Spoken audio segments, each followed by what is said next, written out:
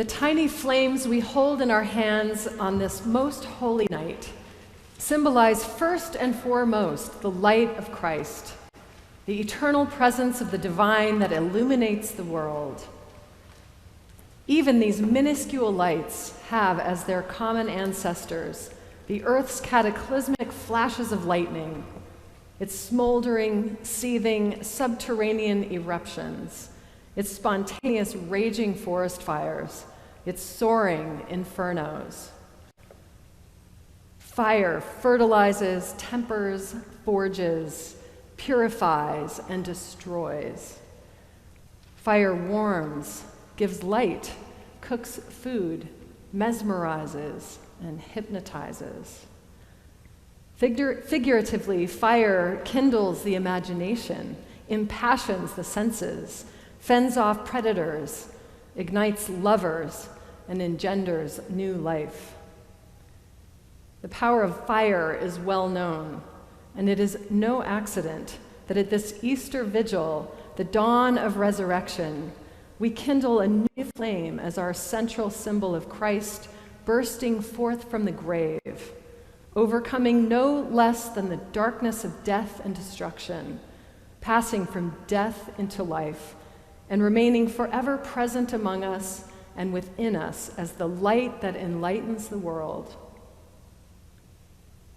We each hold a spark of this powerful fire in our hands this night, and it never ceases to amaze me that such small flames can light up a space as large and cavernous as this one.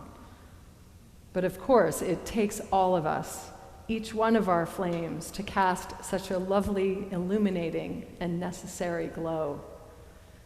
Taken together, our handheld candles are enough to form the campfire around which we gather this night to retell our epic story, beginning with the poem of creation in Genesis.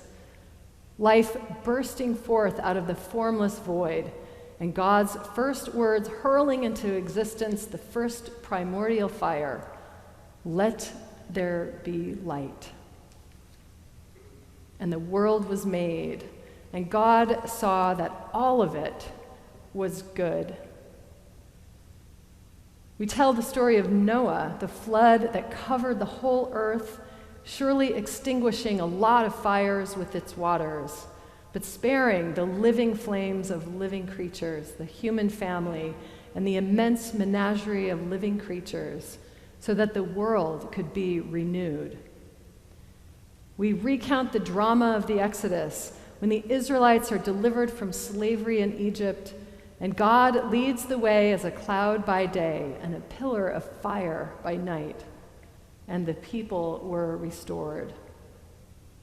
We are reminded of the divine spark within ourselves, the light of wisdom, and the prophet Ezekiel's vision of God giving humankind new hearts of flesh to replace our hearts of stone. The heart that is the archetypal repository of the flame of God. Running throughout our grand narrative of salvation history is all of the creative, destructive, enlightening, and purifying power symbolized by fire. One story after another, we see how resurrection is possible.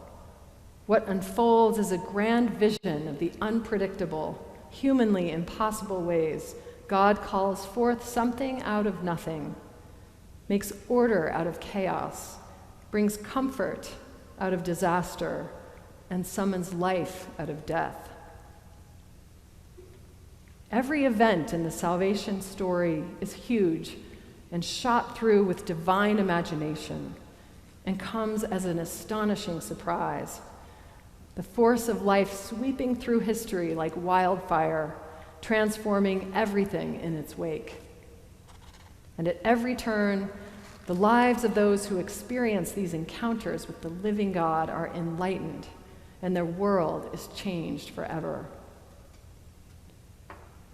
The prophet Zephaniah says, "Sing aloud, the Lord your God is in your midst.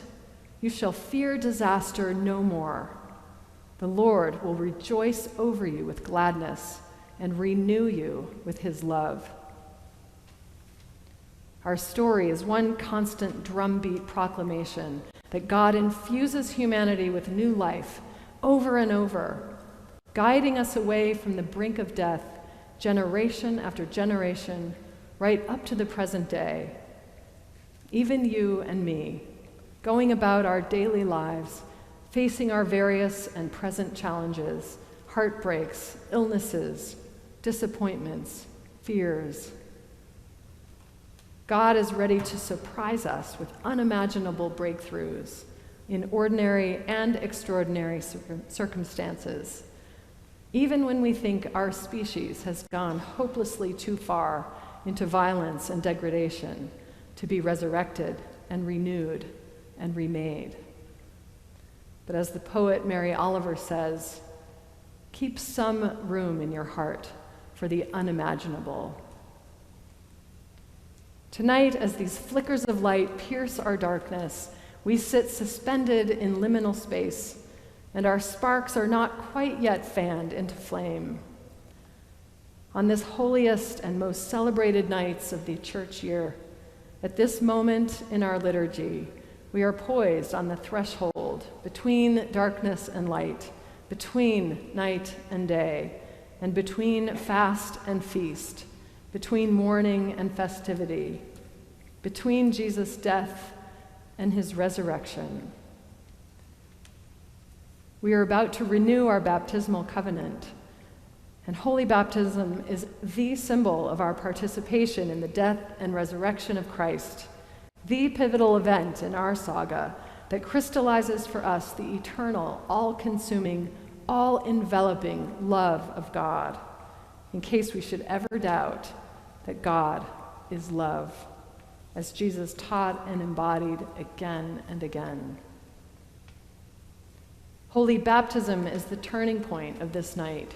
It is the same fire of love that created us and the world we live in, that divine love, that self-same force that moves us from every loss into consolation, from every sorrow into joy, from every ending into new beginning, from every death into new life. The earliest Christian mystics talk about God as the living flame within each of us, and we each contain a spark of this powerful divine love. These flames we hold in our hands are the sacramental elements of that divine spark.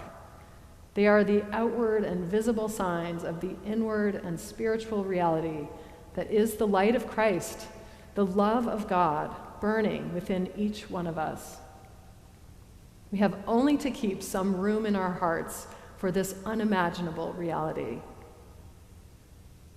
The priest and paleontologist Teilhard de Chardin put it this way: someday, after mastering the winds, the waves, the tides, and gravity, we shall harness for God the energies of love.